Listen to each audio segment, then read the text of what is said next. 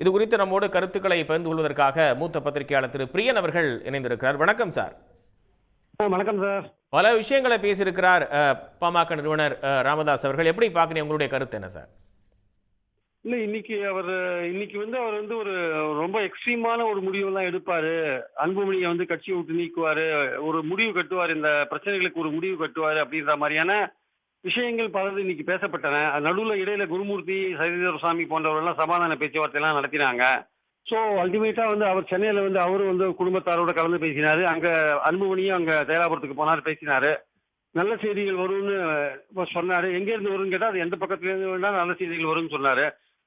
ராமதாஸ் சொன்னாரு. ஸோ இந்த மாதிரி சூழல்ல இன்னைக்கு நடந்த பத்திரிகையாளர் சந்திப்புல பாத்தீங்கன்னா, அவர் எப்படி அன்புமணி கடந்த காலத்தில் நடந்து கொண்டார் அப்படின்னு சொல்றது மட்டும் இல்லாம, அவருக்கு நடத்தப்பட்ட 16 பஞ்சாயத்துகளை குறிப்பிட்டு அவரை ரொம்ப காயப்படுத்திட்டாங்கன்ற விஷயங்களை திருப்பி திருப்பி சொல்றாரு. அவரை ரொம்ப காயப்படுத்திட்டாங்க. நான் ஒரு நிறுவனர், கட்சியை வளர்க்கறதுக்கு 96,000 கிராமங்களுக்கு போயிருக்கேன், என்னை ரொம்ப காயப்படுத்திட்டாங்க அப்படின்னு சொல்றாரு.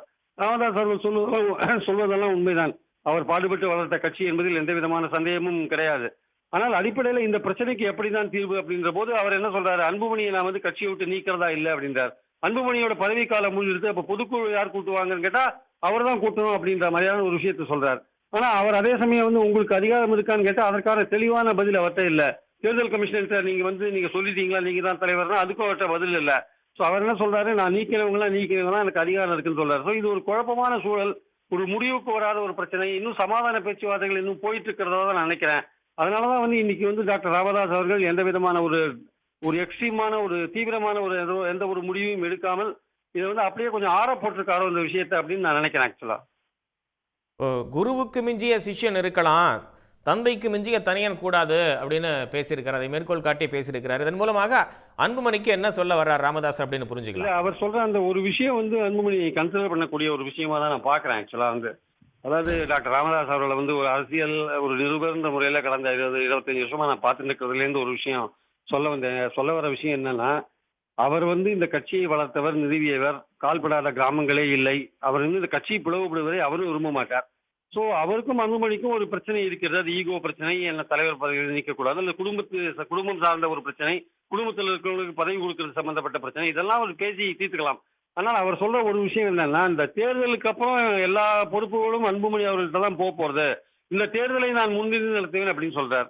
ஸோ ஒரு நிறுவனர் என்ற முறையில் அவரோட ஒரு இதுக்கப்புறம் அவர் அரசியலேருந்து விலகிக்கக்கூடிய ஒரு வாய்ப்பு கூட இருக்கிறது. இந்த தேர்தலுக்கு அப்புறம் எல்லா பொறுப்பும் அன்புமணிக்குன்னு சொல்றாரு. ஸோ அன்புமணி கொஞ்சம் யோசிக்க வேண்டிய கட்டாயம் இருக்குது. இந்த இடத்துல ஒரு செயல் தலைவராகவோ அல்லது ஒரு தொண்டனாகவோ நீங்கள் தொடரலாம் அப்படின்ற ஒரு விஷயத்தையும் டாக்டர் ராமதாஸ் முன்னாடி வைக்கிறார். ஸோ வரப்போற தேர்தல் ஒரு 8 மாசம் இருக்கு. இந்த 8 மாசம் டாக்டர் ராமதாஸ் எப்படிப்பட்ட வழி நடத்துகிறார், கட்சியை எந்த அளவுக்கு கொண்டு போகிறார், எந்த அளவுக்கு கொண்டு போயிட்டு அதை டாக்டர் அன்புமணிகிட்ட அவர் கொடுக்கிறார்ன்றதெல்லாம் அன்புமணி அவர்கள் யோசிக்க வேண்டும். ஸோ அன்புமணி அவர்கள் யோசிப்பதற்கான ஒரு வாய்ப்பை டாக்டர் ராமதாஸ் தற்போது கொடுத்திருக்கிறார்.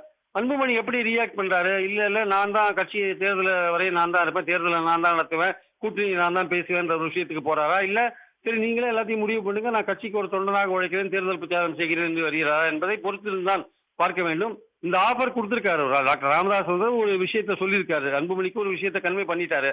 அன்புமணி எப்படி ரியாக்ட் பண்றாரோ அதை பொறுத்துதான் இனிமே இந்த விஷயங்கள் அமையும். ஆனால் தற்போதைக்கு இது ஒரு டிரால முடிஞ்சிருக்கு. இதுல இன்னும் ஃபர்தரா இதை இந்த பிரச்சனையை ஊதி பெரிதாக்க வேண்டாம் என்று டாக்டர் ராமதாஸ் அவர்களும் நினைக்கிறார். அதனால்தான் எந்த விதமான ஒரு தீவிரமான முடிவும் எடுக்காமல் இருக்கிறார் என்பது என் கருத்து.